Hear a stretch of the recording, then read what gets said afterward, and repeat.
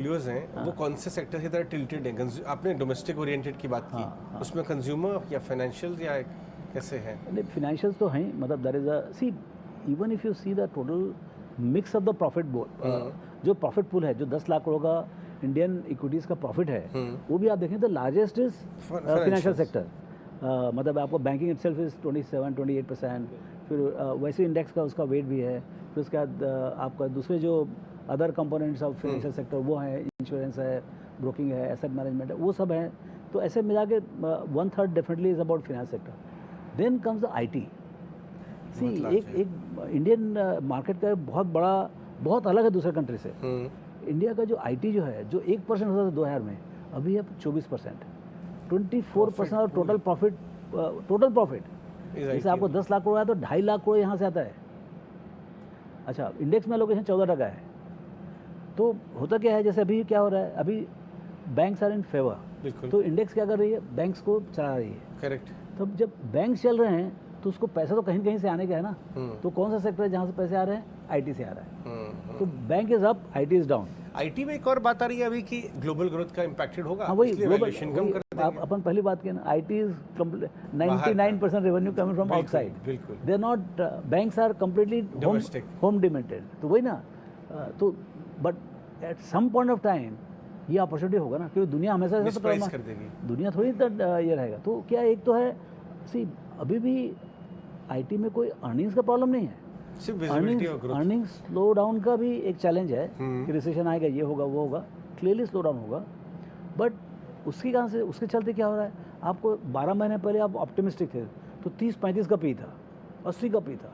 अब वो जो है, अब थोड़ा ओपिनियन जो है थोड़ा मेलो डाउन हो गया है। तो अब बेचो। अब कहीं ना कहीं वैल्यू आ जाएगी। हाँ, तो कहीं आपको भी वैल्यू नहीं आई है ना आपके साथ? Now we are closer to that. Okay, so IT में फेयर वैल्यू क्लोज आ गए। दैट इज वन अपॉर्चुनिटी जब ये नीचे जा रहा है। समझ गया मैं। तो कहीं ना कहीं से अब हर कंपनी का अलग अलग पैरामीटर है, क्या ग्रोथ पोटेंशियल है, क्या लीडरशिप चेंज है, वो देखते हुए। But it is a sector which is a golden sector of India. क्या बात है, आपने वैल्यूएशन और अर्निंग्स ग्रोथ की विजिबिलिटी साथ में चल रहे हैं तो फेयर है। आपने मैं कैपिटल गुड्स के बारे में जानना चाहूँगा। कैपिटल गुड 10-15 साल पहले उसका प्रॉफिट कंट्रीब्यूशन बहुत ज़्यादा था, अभी कुछ 10 ईयर लो पे है कैपिटल गुड्स। बट अगर डोमेस्टिक इकोनॉमी वाकई चल रही है तो क्या कैपिटल गुड्स मैन्युफैक्चरिंग? देखिए, हम वापस अभी LNT से मिले थे। अच्छा। 10 दिन पहले, 10-15 दिन पहले हमारे कॉन्फ्रेंस में आए थे। तो मैं कहानी सुन रहा था खाली। तो अब वो क्या है कि जो इंडियन एंटरप्रेन्योर है, जो प्राइवेट कैपेक्स साइकिल, वो सबसे बड़ा बूम का फैक्टर होता है। करेक्ट। मतलब वो कैपेक्स साइकिल इज लंपी। तो अभी 100 million ton steel plant, 100 million ton यदि आप सीमेंट प्लांट लगाएंगे तो आपका 10 बिलियन का आपका कैपेक्स हो जाएगा, वो भी 2 साल के अंदर।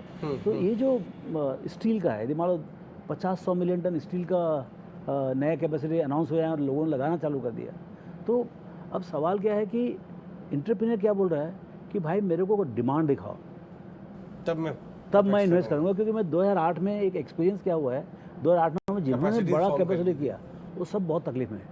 सही बात है। तो अब क्या बोल रहे हैं कि अब पहले क्या हुआ, फ्रंट लोडेड इन्वेस्टमेंट आया, गवर्नमेंट ने जो कहानी सुनाई लोगों ने माना। अब लैग के साथ अब क्या है, लोग क्या बोल रहे हैं, ठीक है भाई इंडिया बहुत शाइनिंग है, लेकिन मेरे को जिंदा रहने का है। So I will put up of course, but I will put up after I see the demand. तो ये जो कैपेक्स अनाउंसमेंट्स हो रहे हैं, आपको लग रहा है ये कंजर्वेटिवली हो रहे हैं? ऑफ कोर्स, जिसको दिख रहा है डिमांड, केवल वही कर रहे हैं, वो कर रहा है।